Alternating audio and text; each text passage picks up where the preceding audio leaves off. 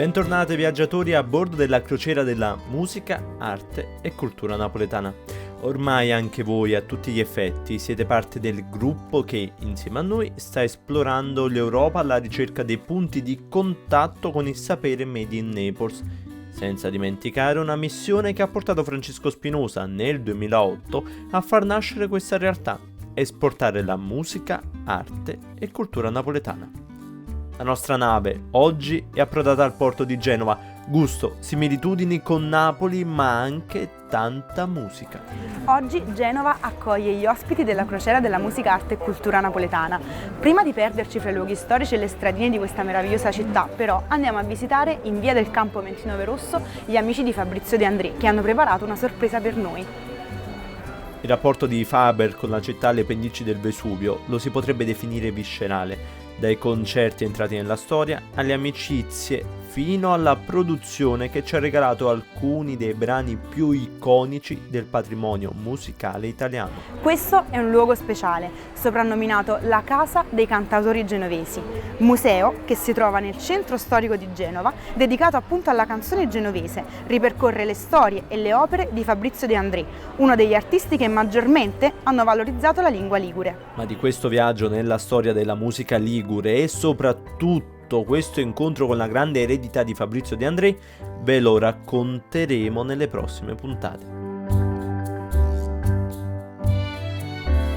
Stiamo girovagando tra i caruggi di Genova, queste stradine che tanto ricordano per la loro conformazione il centro storico di Napoli, un dedalo di viuzze che ci porta a conoscere più da vicino questa città, ma anche incontrare alcuni dei suoi più grandi interpreti sul piccolo e grande schermo. Vi dice niente questo mosaico qui?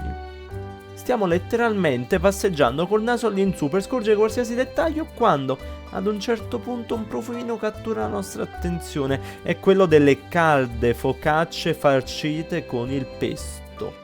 Visitiamo una delle botteghe che lo produce nel rispetto della sua ricetta tradizionale, naturalmente attirati dalla voglia di assaggiarlo. E ancora qui viene lavorato con la sapienza artigianale di un tempo. Antiche sono le radici di questa prelibatezza che si basa su pochi semplici ingredienti a partire dal basilico. Secondo la tradizione il pesto genovese nacque, come spesso avviene, per necessità che si fa virtù. I marinai, visto il lungo periodo che trascorrevano in mare, avevano bisogno di un prodotto che potesse conservarsi a lungo e che desse sapore al rancio di bordo, ed ecco che nasce il pesto, che prende il nome dalla tecnica di macinazione con il mortaio. Quanta storia, quanta tradizione si può trovare anche nelle cose più insospettabili, e quanta Napoli si riesce ad incontrare in giro per il mondo. Ve lo stiamo mostrando e raccontando.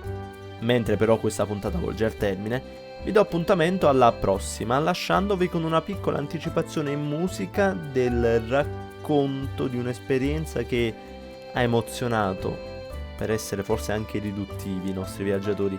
Li ha colpiti, li ha rapiti, li ha fatti partecipare a un qualcosa che raccontano e racconteranno. Noi ve lo raccontiamo anticipandolo così.